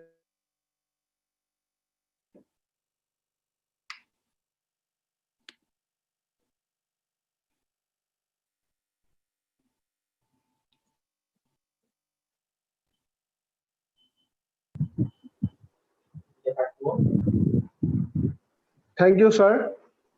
Thank you for your nice and lucid deliberation. I hope all the participants have enjoyed your session. Sir has beautifully explained all the information relating to our team. And again, I offered my gratitude to Dr. Satish Kumar sir to spare his time from his busy schedule to help us to organizing such an international seminar for the first time in our college career. We wish a healthy life of sir and wish a bright future to our respected sir. Then we want to move our next session, query session.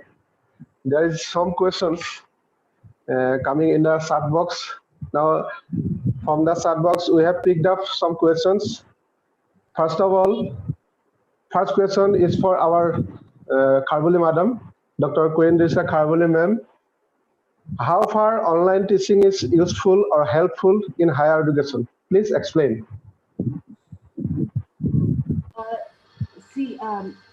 I can vouch that online teaching does help because it was during the month of April. I had to do an online course to 4 students from the Department of Sociology, and these were research scholars. One was from Darjeeling, one was from Shillong, then another one was from Tripura, and another one was from Nagaland. Most importantly is, as Sir Satish had mentioned, engagement is very, very important. That's why during this pandemic, you have to really work out on how you engage these students. Apart from this, a tool is very, very important. Which type of tool you're using and the platform is again very important. See, I could use this platform that is Moodle, and mine was an asynchronous online teaching. So I had this tool that is the presentation tube, where I could present the PowerPoints, and it gives you the features where you can draw, round, and explain each and every point. So if you are equipped with a proper tool, good platform, there should be no problem. And as Sir was saying, that feedback is very, very important. So every now and then you have to be in touch with the students and ask them, like, whether the delivery was good or not, whether it could build the concept or not. But before I would deliver these lectures through the presentation tube, I made it a point that, I would jot down the points in Word, point wise, explain to them beforehand of what is going to be done and give it to them. Then I immediately after that, I engage them by giving them some work. From their work, I could realize whether they have understood or not. But whatever I told you, it sounds very simple. Why? Because I had only 4 people. I can imagine our college students with the number of students that they are having. So try to work it out of how you can rather concentrate on individual students. You can break them into groups, allow them to be more interactive as a group, and this would really make them feel that bond among the students. Because again, if you compare as of now, immediately after the lockdown, you already knew your the 5th semester and probably at that time you had the 6th and the 4th semester students. So with them you have already met in person. So you never felt alienated. So are the students, because they know each other. But think of this new batch now who are in the 1st semester. They are all new to each other and even to the teachers. So how will you connect them so that social aspect of online teaching is very important? You need to build that social aspect of online teaching first. Get them to bond with each other as well as with the teacher. And finally, like, you can work on ways and means. And again, we are again, like, working things on a trial and error basis. So you can try all means. As I told you, this is a period of unprecedented pedagogical experiments. So this is the best time where you can experiment. See, like when Sir Satish was giving his, lecture, I never felt like I've met him for the first time. See how he made me connected to him, born in Shillong, and bringing out words that are connected to Shillong like Muli. So you feel as though we've met each other for years, but this is actually the first time that I'm interacting with you, sir. And this is how a teacher should be, whether it's online or not. I felt very much like I'm in a classroom itself. So thank you so much. Ma'am, there is another question for you. What will be the future? What will be the future of offline education, and what will be the future of offline education and private? I can't hear you. Ma'am, Please repeat. what will be the future of offline education? Offline. See, as I've told you, nothing is known about the future as of now. It's unpredictable. But as I was saying, these new techniques that we are accumulating now, they can be a blessing to many of us, providing us an environment where we can have a blended mode of teaching. But I'm telling you, offline mode, offline as of, okay, wait, let me make the question clear. Offline as of asynchronous online teaching, something like that, or? What is the future of What is the future of offline education and privatization of higher education in this context? Privatization of higher education and offline education. Not a traditional education system. Okay. So offline means traditional. Talk of, privatization, etc. See, again, there is an onerous task for each and every teacher in the country. We don't know what the future holds for us. But if we do not perform, if we do not, better ourselves in the teaching technique, then you will see a massive loss of enrollment of students in your colleges. So this is a testing time for all our students. Now the students will be free to choose any institution, anywhere, anytime. So this is one of the major factor that will determine the question that is being asked by you. That is what I feel from my side. And Sir Satish can add maybe more valuable, important points since you have more experience. Definitely. I just said what I was thinking is, in terms of the stream, how do you work stream? When you have a work stream, what are the requirements? So sometimes we forget that need to deliver blended teaching where you need to have some form. I mean, we use Canvas. Canvas is the framework, like a virtual learning environment. So Canvas, the university has invested in Canvas, and everything is done through the Canvas. So there are ways in which you can do assessments, feedbacks. Students can have their own projects that they can create, and teacher can moderate those. So there are different ways in dealing with the aspects of online teaching. In terms of the offline, I mean, privatization of higher education is an issue. I know that the question had is the resonance. I look at it this way, that we cannot meet the 30% gross enrollment ratio from the central universities only. The government do not have the resources to pay for a large country. Even in terms of the GDP contribution, it is quite minimal in comparison to China and others. So it has to look into a blend of private, public, private partnership, but there has to be a regulatory framework that can really track that partnership very clearly.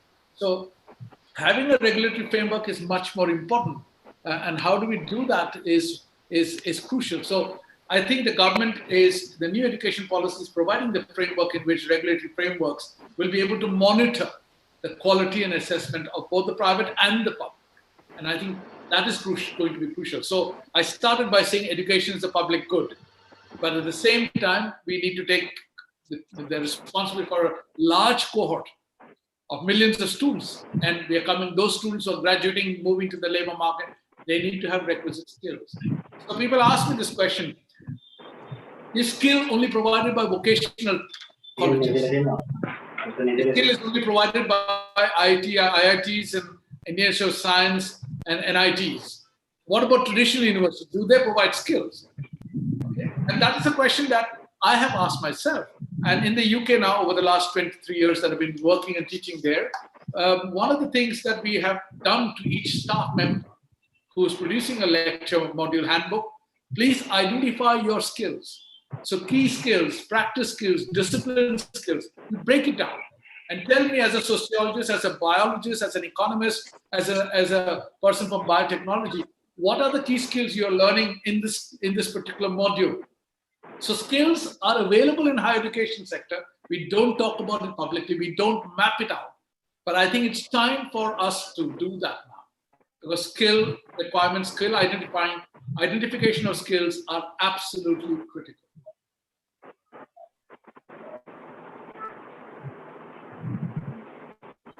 So when you look at online lectures, yes, please go ahead. Here is another couple of questions to our key resource person, Dr. Satish Kumar, sir. Yeah. What participant asked a brief explanation of Section 12 of National Education Policy 2020? Section 12. Okay, just one Section 12. Section 12. Just let me have a quick look and see what I can do.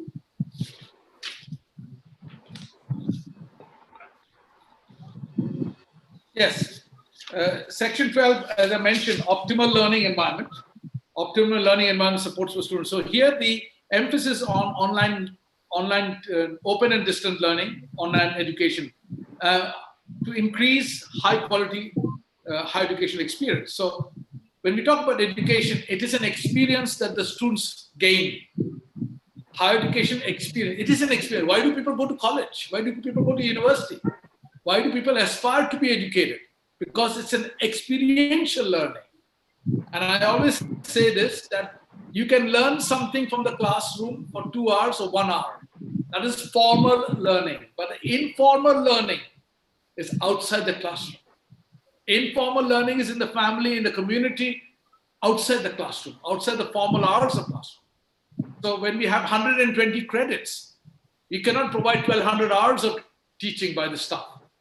So there is 1 or 2 hours, but the rest is your own learning, your own ability to learn, your own desire to learn. So it is this experiential learning which is really crucial. And I think whether it is offline or online, how do we enhance that experiential learning is the key.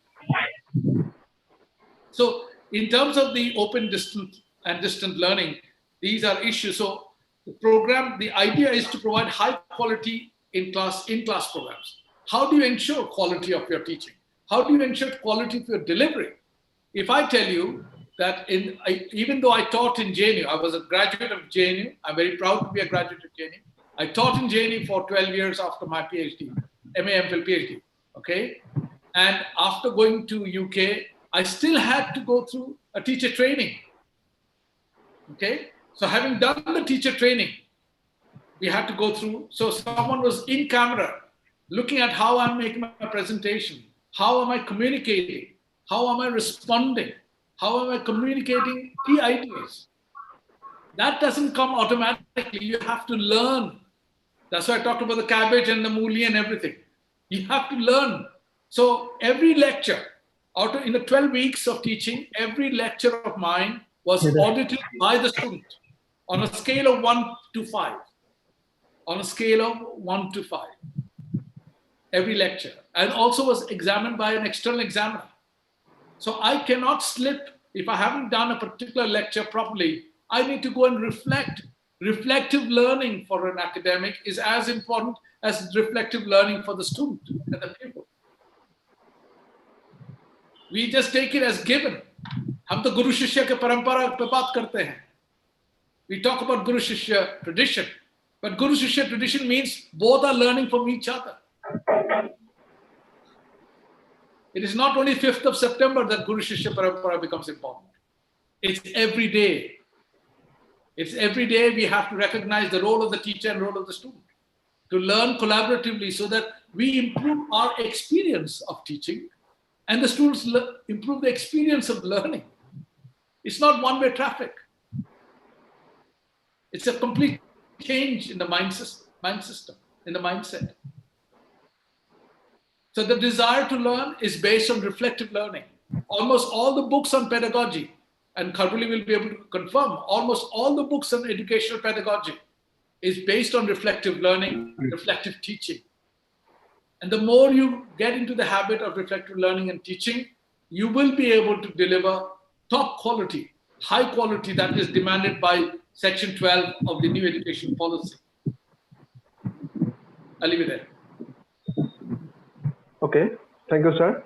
Next question asked by one participant. He said that striking a balance between teaching and research has become a serious challenge in the developing countries. He asked your views. Does Kharbuli would like to start, or whichever? You can go ahead. You can go ahead. Okay, so in terms of teaching and research, how do you combine the two?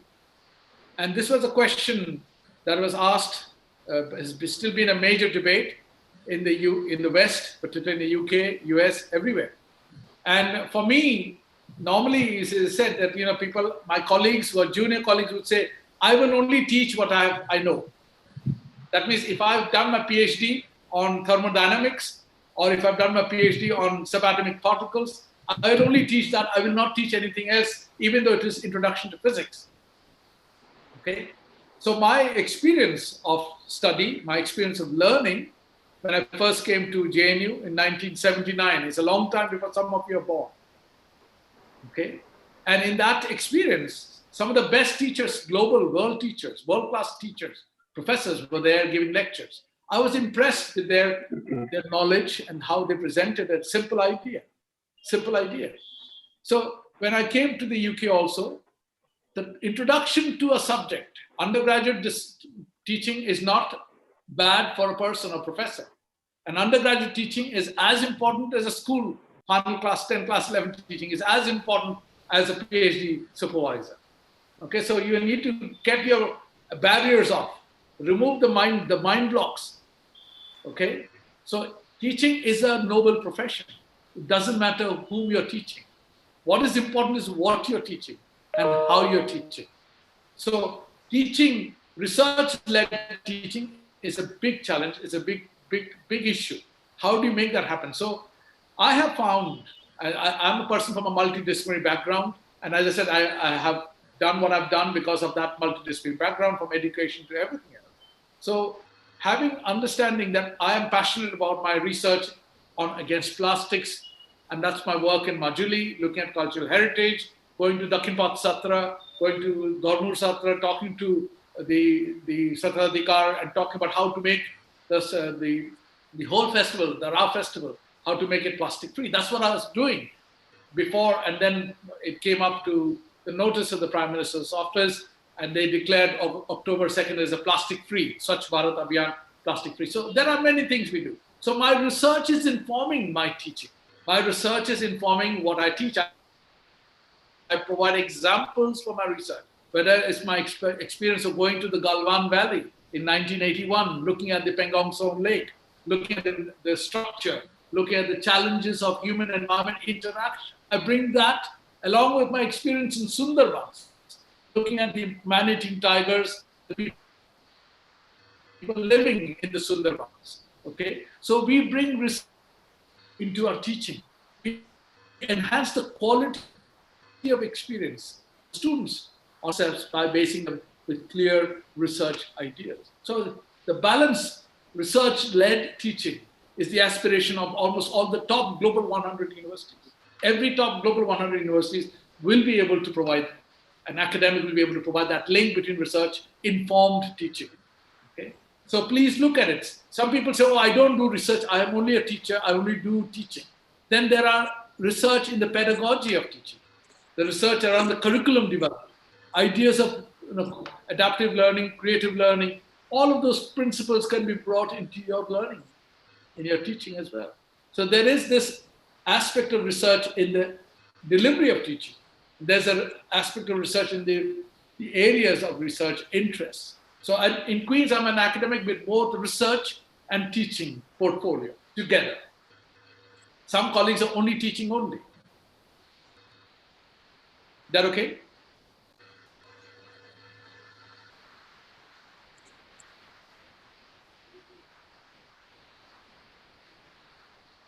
Hello? I hope this is okay. Thank you, sir. This is all in the query session. Now I request our moderator, Dr. Arvind Kumar Chaudhary, Associate Professor of Rangachahi College, to deliver his speech on the feedback of the webinar. Over to Dr. Arvind Kumar Chaudhary, sir.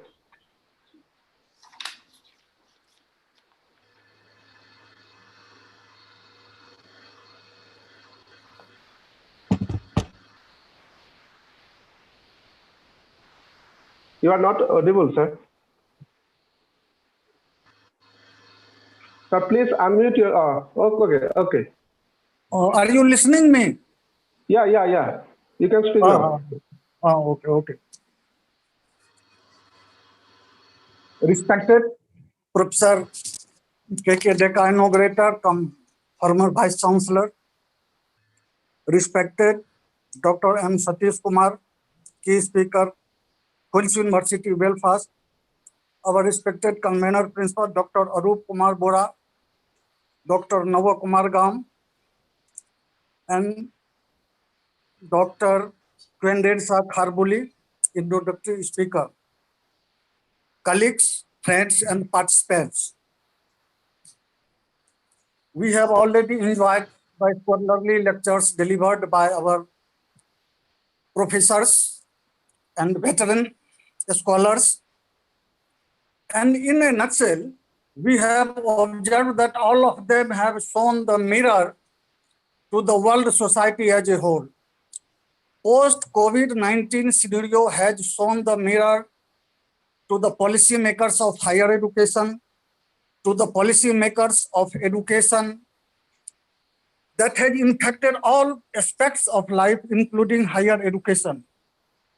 Professor Deka sir has very beautifully highlighted that educational institutions have been disrupted since COVID-19 came into force. And we have jumped from non-technical mode of learning to technical mode of teaching, and it is necessity of the hour to join. Because if we do not go on, if we do not progress with the passage of time, there will be no education, there will be no value of education. Dr. Quendarisa Kharbuli had very beautifully delivered her lecture, particularly focusing on the challenges and opportunities.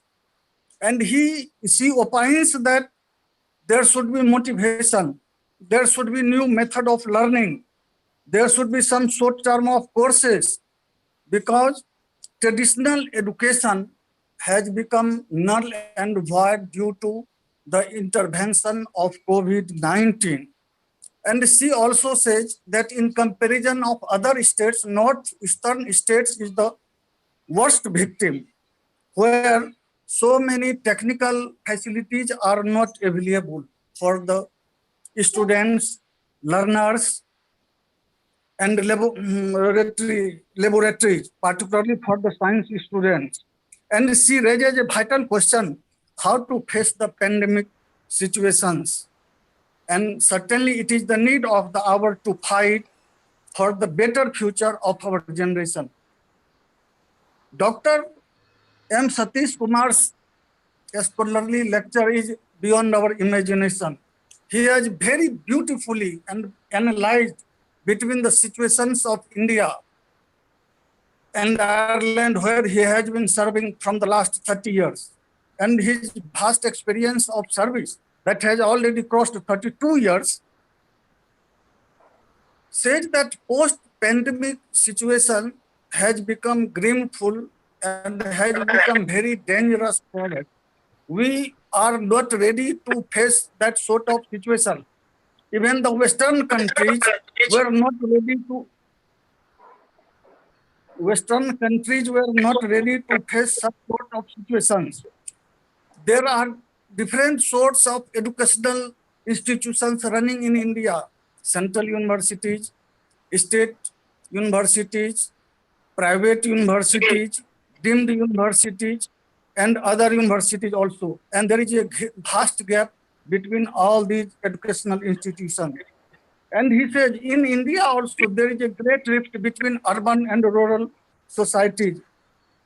There is a great gap between one community to another. He now gives us the example of the students of scheduled caste, tribe, OBC, and he also talks about the gender disparity. Lastly, he focuses on the need of IGNOU. IGNOU is the most circulated higher educational institution, online higher educational institutions all over the world. And it is the need of the hour to go online classes, digital classes, computerized classes, and we must join the technical form of education rather than the traditional mode of education. Hello? Hello? Hello? You are audible, sir. You can speak now. We are listening. Okay, I continue. Professor Satish Kumar has already elaborated the situations prevailing in India and outside India. In India, there are various sorts of institutions. We have central universities, we have state universities, we have private universities, we have deemed universities, and there is a vast gap between all these types of universities. So to him, digital classroom is a must for all educational institutions. Laboratories should be mandatory for all students. Online classes should be the part and parcel of higher education system. Traditional mode of education is likely to die due to COVID-19 scenario. But he raises a vital question that there are many places where there are many people, they have no proper facilities of internet and other technical modes of education. The way of education lies from person to person, and it varies from one person to another. He says that exam-oriented education is not good for us. We should try our best to read again and again. Future of our country, the future of our generation, the future of higher education will flourish with the passage of time. Hello? Hello, sir. You are audible. Yes, sir. Yes, we are listening your voice. Okay. So, Dr. Satish Kumar's lecture is scholarly and is of great importance. It is very conducive for all the educational institutions, particularly for the students and teachers community as a whole. And he also raises a vital question. Good teachers cannot be the good researchers. Everybody must think deeply on it because we generally think in a common way. So he raises various sorts of questions, and it is the need of the hour to change ourselves with the passage of time if we see the future of our generations bright in the days to come. Thank you. Thank you, sir. Thank Thank you, Dr. Arvind Kumar Chaudhary, sir. He has covered all points that deliberated by our resource persons. Then I like to request Mrs. Lakshmi Barua, the convener of our organizing committee, to deliver his vote of thanks. Over to Mrs. Lakshmi Barua.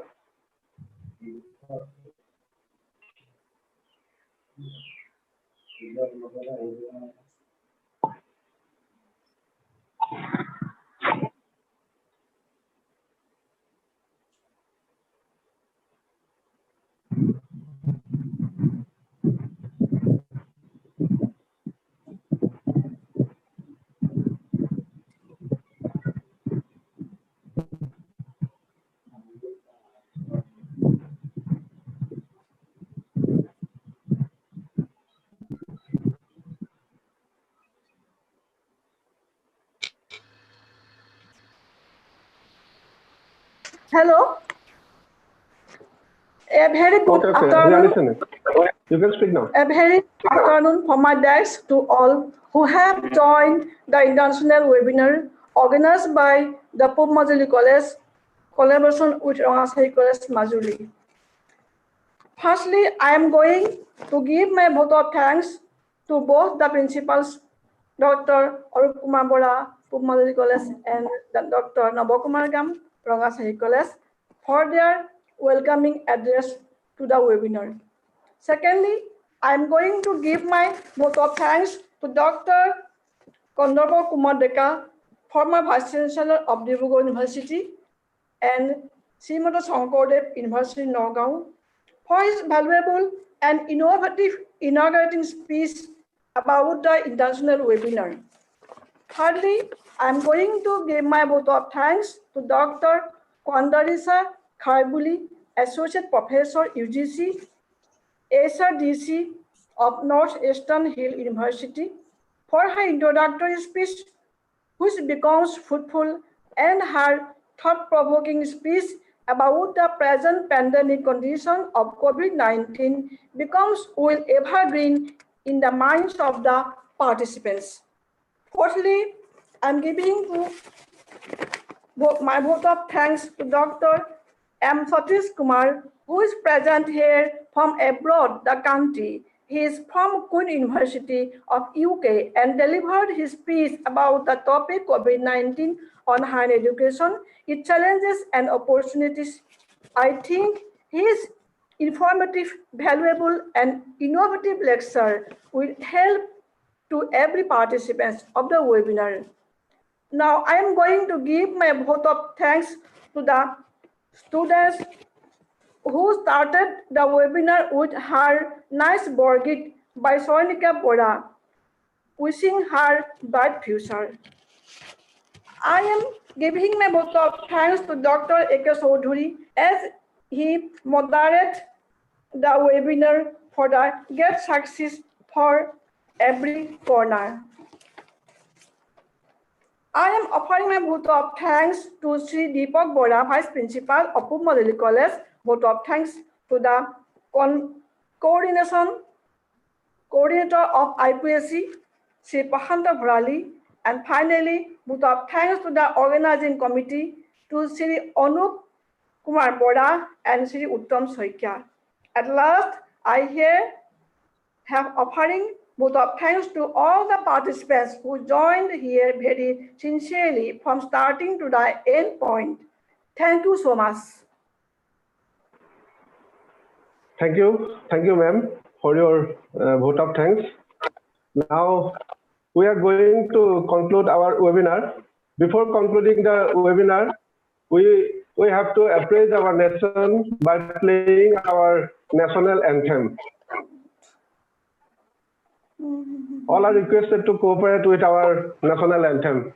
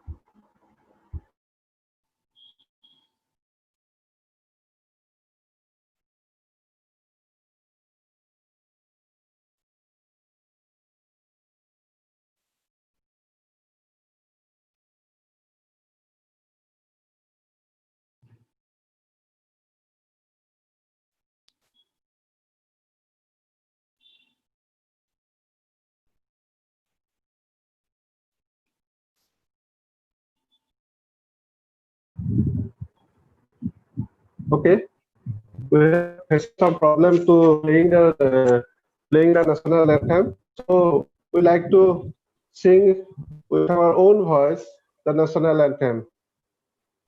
Janagana Mana Adhinayak Jaya He Bharat Bhavitata Punjab Sindhu Gujarat Utkal Banga Vindhyachal Yamuna Utkal Jaladanga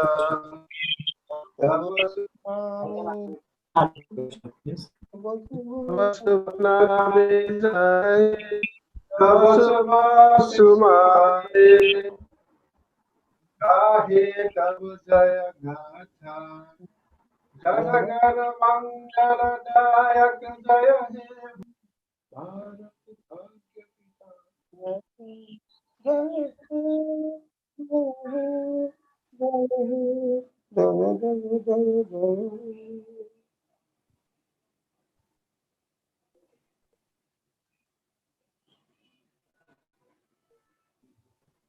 that's all for today. I offer my gratitude to all the present here, and have a nice day. Okay, thank you.